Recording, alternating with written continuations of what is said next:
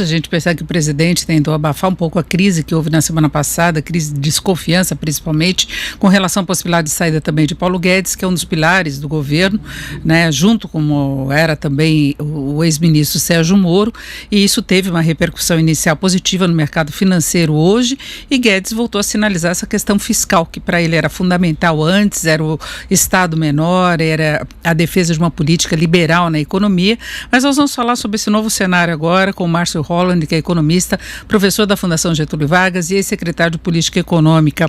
Márcio, boa tarde. Boa tarde, Denise.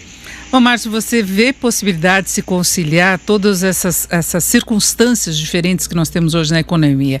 De curto prazo, essa necessidade do governo liberar mais e mais recursos, tentar alavancar o crédito, inclusive através de bancos públicos para ajudar as empresas, salvar as empresas mesmo, que falta até capital de giro, para se tentar minimizar o problema sobre o mercado de trabalho, conceder recursos através de programas sociais, e de outro essa questão de retomar investimentos, retomar a economia e ainda pensar em ajuste fiscal? Olha, Denise, não é tarefa fácil, né? Nós estamos falando de uma crise econômica derivada do surto do coronavírus sem precedente na história econômica, né, mundial. Hoje, ouvindo a diretora-geral do FMI, ela própria garante que no FMI não há relato de crise internacional comparável, né? Nós esperamos aí uma recuperação da economia mundial, e aliás o próprio FMI em forma de um V, mas infelizmente esse V vai vir tímido, né? Assim, vai ser uma recuperação lenta, gradual das economias mundiais, porque elas irão, essa recuperação vai ser seguida logo no imediato, o surto do vírus, nesse momento do pico da pandemia, vai ser seguida por aumento do desemprego de forma bem acentuada, redução da confiança dos consumidores e dos empresários, retenção de planos de investimento, ou seja, a gente vai ter um mundo muito difícil pós-pandemia, né? E o governo federal, ele recebe isso através de menores arrecadações tributárias e essa necessidade de ter que aumentar os gastos nesse momento, né? Por mais que grande parte desses gastos, Denise, tenham sido costurados para serem transitórios, tá? Ele implica em um impacto, obviamente, no déficit primário deste ano, de forma muito acentuada, aumento da dívida pública, ou seja, nós vamos entrar em 2021 com esse cenário, independente até dos esforços do governo de tentar mitigar estes efeitos aí, vamos chamar colaterais, né, do surto. E o governo não vai poder contar com uma recuperação, por exemplo, de arrecadação, porque não se espera uma retomada rápida da economia, então uma coisa fica meio que amarrada à outra, né? E eu queria lembrar que o mercado financeiro, de acordo com o último relatório Focus, passa a prever uma queda de 3,34% do PIB este ano, organismos internacionais prevê alguma coisa em torno de 5%, então é difícil para o governo contar com uma recuperação de arrecadação, ao mesmo tempo que ele vai ter que estimular mais a atividade econômica, mas você acha correta a posição do ministro Paulo Guedes de não querer que esse plano saia dos cofres públicos? Olha, em primeiro lugar, não há espaço fiscal, né? Você imagina que este ano estava previsto um déficit primário em torno de 120 bilhões, isso antes da pandemia, o que equivale a 1,7% do PIB.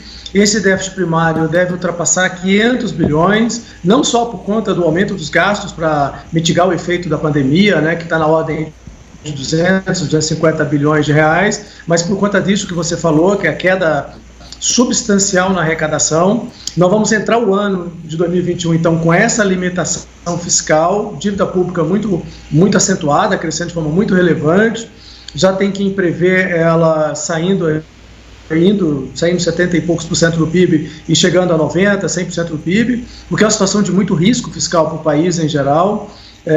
Aquela história, muito difícil você, num ambiente como esse, pensar em planos econômicos que dependam de gasto público, quando esses gastos públicos já estão bastante estressados, né? E não se esqueça que nós temos um orçamento altamente enrijecido, ou seja, continua crescendo as despesas com previdência, despesas com folha de servidores, as despesas de planos, as despesas associadas à saúde pública devem acentuar muito esses gastos nesse período.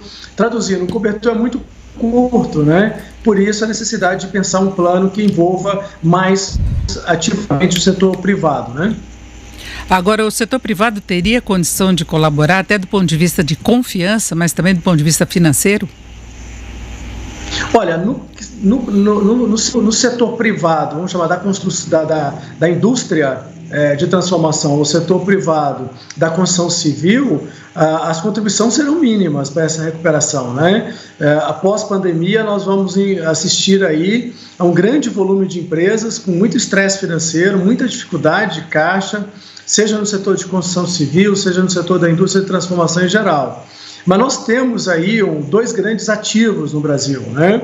O ativo infraestrutura e o ativo agronegócio.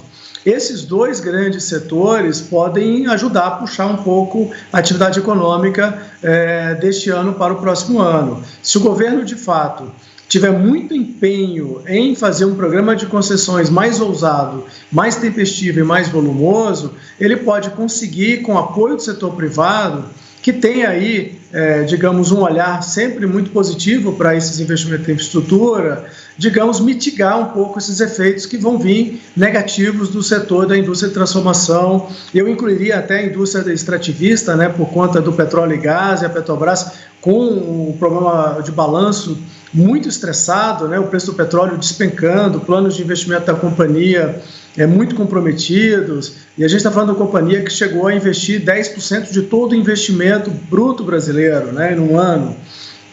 Portanto, é preciso aí um certo malabarismo aí, né, contar um tanto com o setor privado e também muita determinação de continuar o programa de investimentos em infraestrutura, além do programa de agronegócios, né? Perfeito. Conversamos com o Márcio Holland, economista, professor da FGV e ex-secretário de Política Econômica. Márcio, muito obrigado, uma boa tarde. Prazer todo meu.